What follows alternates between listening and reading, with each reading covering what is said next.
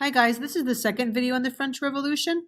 A lot of this is review again. You don't get to see the webcam on. I know that makes you so sad.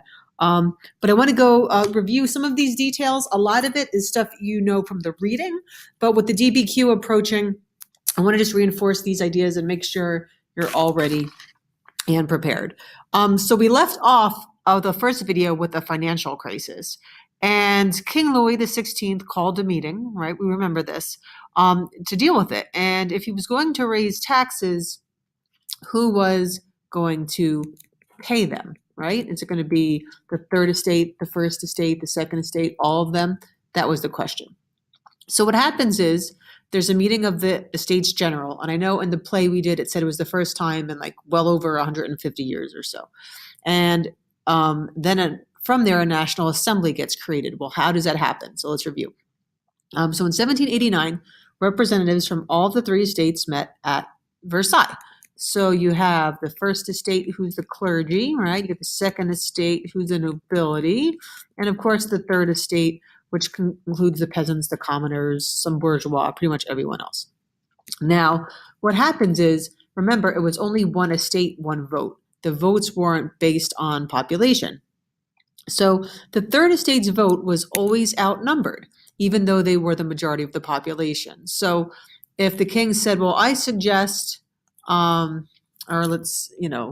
the third estate should just keep paying all the taxes, the first and second estate would say, of course, but the third estate would say no, right? But remember, they're 98%, well over 90% of the population, and yet they only had one vote against like a fraction of the population. So that is not really giving them a sense of feeling representative. Represented. Think of the social contract, right? They didn't think this was a government by the people. So this is where the National Assembly gets formed. They go to Versailles and they go to this indoor tennis court and they're like, we are not going to leave until we write a draft of our new constitution. Like, yay, right? So what comes about eventually is the Declaration of the Rights of Man and the Citizen. That's inspired by both our Declaration of Independence and our Bill of Rights. I'm sure that made Thomas Jefferson very happy, and it proclaimed equal rights for all men. See, it's a little bit there, glorified in that image. Now, Olympe de Gouges, she responds by writing the Declaration of the Rights of Women and the Female Citizen. She was a playwright. She was active against the slave trade in the French colonies, such as Haiti. What you see early in the women's movement is some alignment with the abolitionist movement, at many points, even in American history. At age 16, she was married against her will to a man that she was not, wanting to marry. She had a child. And I don't know if luckily for her is the right phrase, but he died about a year later, and her child moved to live with her sister. And she decided not to get married again because she just thought that it was not a good thing for several reasons. Here's a quote when you think of women in politics. When she wrote Declaration of Rights of Women and the Female Citizen, she said, "A woman has the right to mount the scaffold. She must possess equally the right to mount the speaker's platform." So think about like the scaffold. Think like to be convicted of a crime and punished in public. Like, if you can say we're good enough for this, we're also good enough to be speaking. I'm sure she would like that our Speaker of the House is a female these days. Who knows? Maybe she will. But what she's basically saying is, if you're going to make this declaration here and these rights, do it right.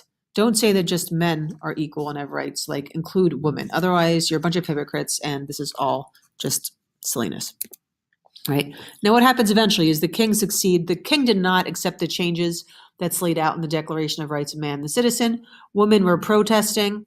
You read about this. They marched to Versailles. So as a response, the king went to Paris with wagons of flour so that they could bake bread. Okay, now we have some church reforms. I know that was a quiz question. The National Assembly then seized all the land owned by the church and sold it. Bishops and priests were now elected. Now, this picture, you see the flag. Obviously, this is from an American church, like for sale. But to get the idea, it's a visual. This upset many Catholics. Like, hey, if you want to change our government, it's one thing. But, like, keep our religion separate. We're not going to vote for priests and things like that. Now you get a radical movement of this revolution, more extreme. The Paris Commune appointed a minister of justice. And this is him here, Georges Danton.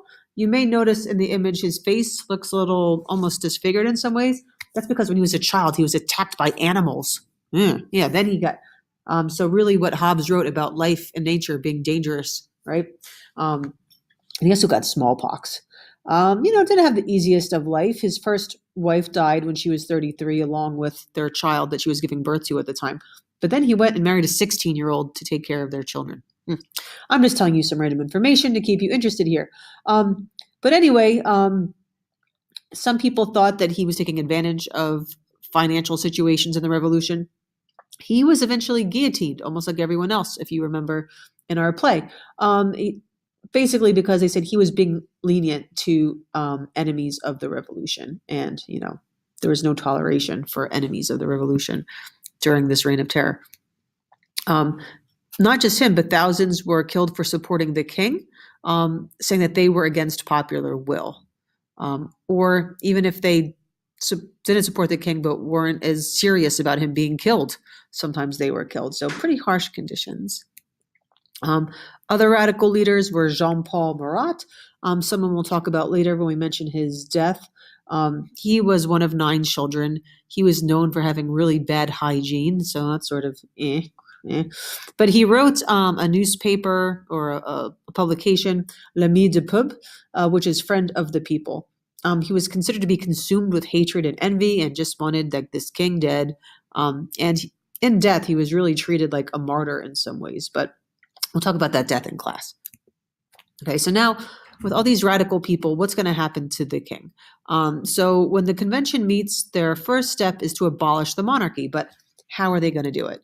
So you get basically 2 sides. The Girondins are people that wanted to keep the king alive because they're like, if we kill the king, mob reactions could happen and then just, all heck breaks loose, right? Most of the Girondins were from the country, though not all. Then you have the Montants. They represented the extreme radicals in urban areas like around Paris. They wanted the king dead. They weren't messing around, right? We're not going to put him in jail. We're not going to put him to live in some little house in Holland. He's gone. The Jacobins, who we heard of, those were the extreme faction of the mountain. So they were the extreme of the extreme. So we all know that the king does end up dead. And, what do they do from there? I didn't even get into Robespierre or anything here. But like I said, this is partially review. I gave you some little fun side notes. Some of this may be background information you can use in your DBQ. So if you want to go back and take notes, if you didn't, not the worst of ideas. All right, let me know if you have any questions, and I'll see you next class. Hooray!